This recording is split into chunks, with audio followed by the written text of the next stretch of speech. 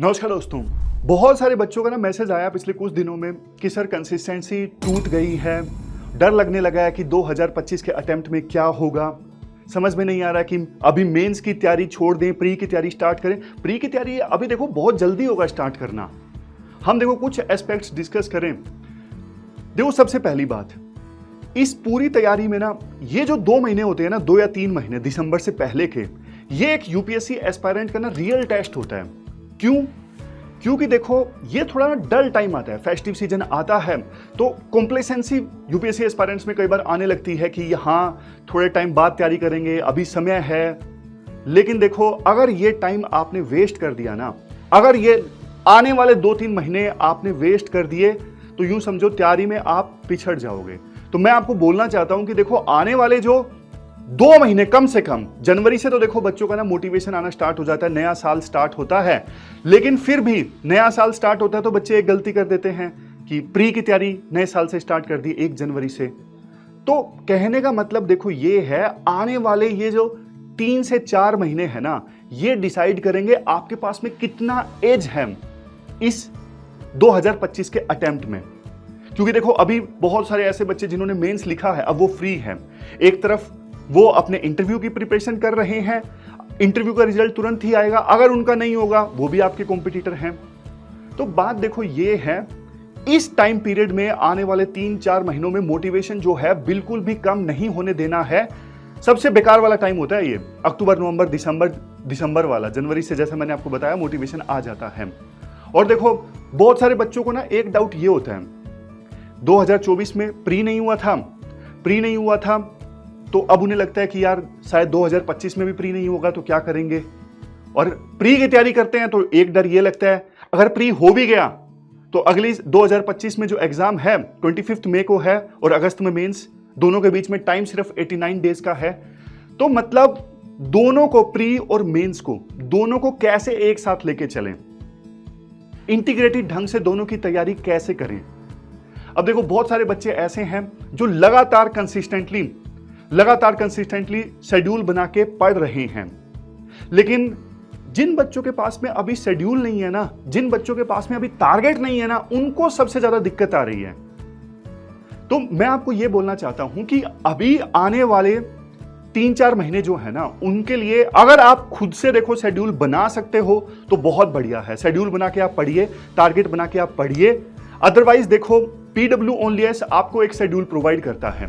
वैसे तो देखो ये शेड्यूल जो है वो सृजन प्रीलिम प्लस मेंस प्रोग्राम का हिस्सा है। देखो सृजन वही प्रोग्राम है जिसके थ्रू PWOnlyS ने बहुत सारे सिलेक्शन लास्ट ईयर दिए थे और इस साल भी आने लगे हैं। बाद में देखो बहुत सारे बच्चों ने बोला कि सर ये जो प्रोग्राम है सृजन वाला, आप प्री के बाद ही लॉन्च करते हो, इसको पूरे साल के लिए मेंस प्लस इंटीग्रेटेड ढंग से बच्चे तैयारी कर सके, मेंस और प्री की दोनों की एक साथ, इसके लिए आप प्रोग्राम क्यों नहीं लॉन्च कर रहे हो। तो देखो इस प्रोग्राम के तहत ना हमने डिटेल्ड शेड्यूल बनाया है, उस शेड्यूल को फॉलो करके आप प्री और मेंस की जो तैयारी है ना 2025 के अटेम्प्ट के लिए इंटीग्रेटेड ढंग से कर सकते हो। देखो एक चीज मैं आपको बताता हूं, साफ साफ बताता हूं, दिल से बताता हूं, आप अपने आप से तैयारी कर सकते हो। बिल्कुल आप शेड्यूल लीजिए और उसी के हिसाब से आप तैयारी करना स्टार्ट कर दीजिए। आपको कोई ये प्रोग्राम वगैरह परचेज करने की आवश्यकता नहीं है। लेकिन देखो अगर आप साथ के साथ प्रैक्टिस भी करना चाहते हो, प्री की भी प्रैक्टिस आपकी होती रहे, मेंस की भी आप आंसर राइटिंग की प्रैक्टिस करते रहो, आप अपने आंसर्स को इवेल्युएट करते रहो, मेंटर से बातचीत करते रहो, सिर्फ तभी आप प्रोग्राम को ज्वाइन करें जब आपको लगता है कि हाँ इन सब चीजों की मुझे आवश्यकता है। सिर्फ शेड्यूल चाहिए, शेड्यूल तो मैं अभी नितिन सर आपको फीचर्स बताएंगे, नितिन सर आपको पूरा शेड्यूल समझा देंगे, आप उस शेड्यूल को लीजिए और अपनी तैयारी कीजिए अच्छे से। ये जो शेड्यूल है देखो टीम ने पूरा साइंटिफिक ढंग से डिजाइन किया है, कम टाइम को देखते हुए। तो मैं नितिन सर को इनवाइट करना चाहता हूं। नितिन सर आप आइए और एक बार बच्चों को ना पूरा जो शेड्यूल है वो कंप्लीटली बच्चों को समझा दीजिए, कैसे बच्चों को ये शेड्यूल फॉलो करना है और क्या गलतियां नहीं करनी है। Thank you sir. जैसा कि सर ने अभी बताया कि सृजन प्रोग्राम हमने बेसिकली उस नीड्स को देखते हुए बनाया है जो कि आपको अभी आने वाले टाइम में, अभी से स्टार्ट होगा नवंबर से, और जब तक आप मेंस देखते हो तब तक आपकी नीड्स इवॉल्व करेंगी, अलग अलग समय पे आपको अलग अलग चीज़ों की ज़रूरत होगी। तो हमने सृजन का प्रोग्राम इसी तरीके से डिजाइन किया है। तो अगर मैं उसके फेजेस की बात करूं, जो फर्स्ट फेज है उसमें हमने क्या किया है कि प्रीलिम्स और मेंस के वो एस्पेक्ट्स को पिक किया है जो कि कंबाइंड है। मान लीजिए आप पॉलिटी पढ़ते हैं तो पॉलिटी के आप उसी टाइम एमसीक्यूज भी लगा सकते हैं और उसी टाइम में मेंस का आंसर राइटिंग भी कर सकते हैं। इससे आपका प्रीलिम्स और मेंस दोनों का प्रॉब्लम सॉल्व होगा और बेसिक सब्जेक्ट्स आपके दिसंबर तक कवर हो जाएंगे। फिर जनवरी से हम एक स्विच लेंगे, फेज 2 में घुसेंगे जहां पे हम सीसैट इंट्रोड्यूस करेंगे। सीसैट लाने का हमारा मोटिव क्या है कि हम आपको जनवरी फरवरी में सीसैट में भी प्रोफिशिएंट कर दें, इसके साथ आपके बाकी सब्जेक्ट्स प्रीलिम्स के कंप्लीट हो जाएं और मेंस आंसर राइटिंग में जो सेक्शनल टेस्ट्स हैं वो आपके कवर हो जाएं, जिससे कि आप मेंस की तैयारी वहां पे क्लोज कर पाओ फेब के लास्ट तक, सीसैट आपका रेडी हो जाए और एक बार आपके सारे प्रीलिम्स के बेसिक सब्जेक्ट्स भी खत्म हो गए। अब हम मार्च से जो थर्ड फेज है प्रोग्राम का वो स्टार्ट करेंगे। उसमें डेडिकेटेड प्रीलिम्स की तरफ हम शिफ्ट करेंगे। डेडिकेटेड प्रीलिम्स में आप केवल सीसैट और जो GS1 के पेपर्स हैं केवल वो करोगे और मेंस हम उस समय पे शट डाउन कर देंगे। ठीक है कि आप पहले प्रीलिम्स निकाल लो और इस पूरे फेज के दौरान आपको 1-to-1 मेंटरशिप सपोर्ट भी होगा। प्लस अगर आपको अपना शेड्यूल कस्टमाइज करना है तो जो आपके मेंटर होंगे वो आपको इसमें भी हेल्प करेंगे कि आप सृजन प्रोग्राम के शेड्यूल को अपने हिसाब से कस्टमाइज कर पाओ ताकि आप अपने टारगेट्स तक पहुंच पाओ। फिर प्रीलिम्स तक हमारा ये फेज चलेगा। फिर हम अपने फोर्थ फेज में एंट्री लेंगे। फोर्थ फेज मेंस का फेज है और ये वो फेज है प्री के बाद, प्री से मेंस के बीच, जहां हम हिस्टोरिकली सृजन पहले भी चला चुके हैं जिसमें कई सारे टॉपर्स निकले और वो सक्सेस स्टोरी हम आपके साथ भी इम्यूलेट करने की कोशिश करेंगे।